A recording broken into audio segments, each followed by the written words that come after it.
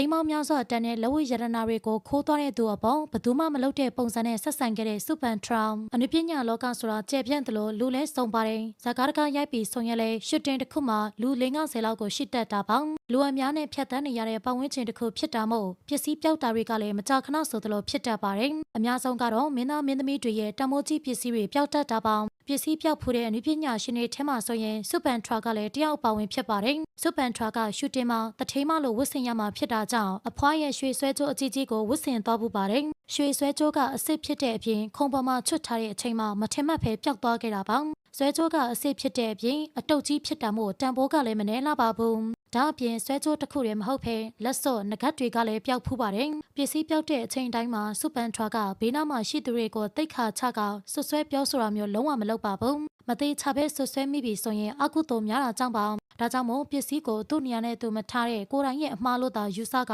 ခွင့်လွှတ်ပေးလိုက်ပါတယ်ပစ္စည်းကိုတေချာမထားတဲ့သူရဲ့အမှားလို့သာခံယူတာမို့အခုချိန်ထိဆွဆွဲနေတာမျိုးမလုပ်ပါဘူးစူပန်ထရာရဲ့ခုလိုစိတ်ထားတွေကြောင့်လည်းလူအများကချီးကျူးနေကြရတာပါစူပန်ထရာကလူတိုင်းပေါ်မှာမေတ္တာသာထားကျင်တာပါနောက်ပိုင်းမှာတော့ပျောက်မှာစိုးရင်တဲ့အတွက်လူအများနဲ့ရိုက်ကူးရမယ့်ရှူတင်မျိုးဆိုရင်အစ်စ်တွေကိုမဝတ်တော့ပါဘူးအတူတွေကိုသာဝတ်ကဇကားရိုက်ရင်းနဲ့ပစ္စည်းပျောက်တဲ့ပြဿနာကိုဖြေရှင်းလိုက်တာဖြစ်ပါတယ်ပရိသတ်တို့ရောပစ္စည်းပျောက်ခဲ့ရင်စူပန်ထရာလိုခွင့်လွှတ်နိုင်မှာလားဆိုတာပြောပြခဲ့ပါအောင်ရှင်